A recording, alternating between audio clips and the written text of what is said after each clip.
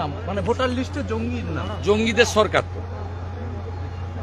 শুধু ভোটার লিস্টের নাম নয়, আজকে ক্যানিং শওকত মোল্লা বিখ্যাত ক্যানিংয়ে সেখানে জাভেদ মুন্সি ধরা পড়েছে, কাশ্মীরের পুলিশ এসে ধরে নিয়ে গেছে। কাশ্মীরের পুলিশ কাশ্মীর সরকারের নয়, ওটা গভর্নরের আন্ডারে। কাশ্মীরের পুলিশ এসে পাকিস্তানি জঙ্গিকে আজকে ধরেছে ক্যানিং থেকে, যে ক্যানিংয়ে সব ভোট তৃণমূল নেয় বা পায়।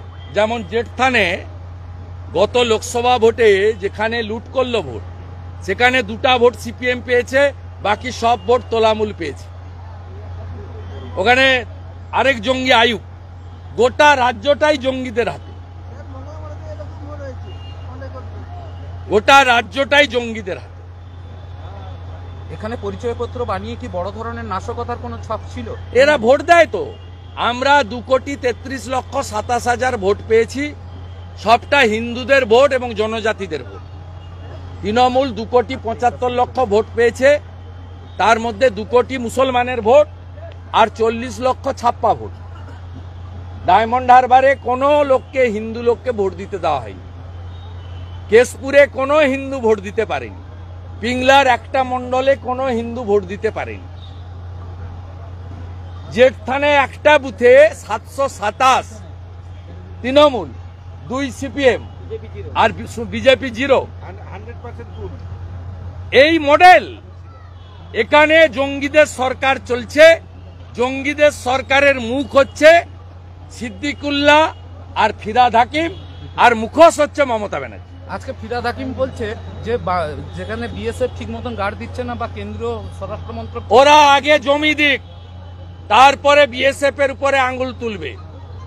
72টা জায়গায় বিএসএফ কে জমি দিচ্ছে না। মোট বাংলাদেশ ভারতের বর্ডার হচ্ছে 4000 কিলোমিটার, তার মধ্যে মেঘালয়, ত্রিপুরা, আসাম বাদ দিলে পশ্চিমবঙ্গে হচ্ছে 2200 কিলোমিটার। 2200 কিলোমিটারের মধ্যে মমতা ব্যানার্জি এবং এর আগে সিপিএম জমি দিয়েছে, মোট যা জমি দিয়েছে 931 কিলোমিটারে, স্থল এবং জল মিলে, সেখানে জমি দেওয়া হয়নি। ফিরহাদ হাকিম একটা অশিক্ষিত। ফিরহাদ হাকিম আগে জমি যা চেয়েছে ভারত সরকার দিয়ে দিক, তারপরে বিএসএফ যদি কাঁটাতার দিতে না পারে, অনুপ্রবেশ আটকাতে না পারে, তখন কথা আওয়াজ তুলবেন, আমরাও সঙ্গ দেব। আমরা কেউ ভুল করলে তাকে গার্ড করি না। আমি নিজেই বলেছি যে আরজি করের কেসে বেলেবল সেকশনে চার্জশিট হতো, সিবিআই চাইলে দিতে পারত। তা সিবিআই মানেই তার সব কাজকে সমর্থন করতে হবে, বিএসএফ মানেই তার সব কাজকে সমর্থন করতে হবে, এটা আমরা ভারতীয় জনতা পার্টি বলে না, আমরা পশ্চিমবাংলার জনপ্রতিনিধিরা বলি না।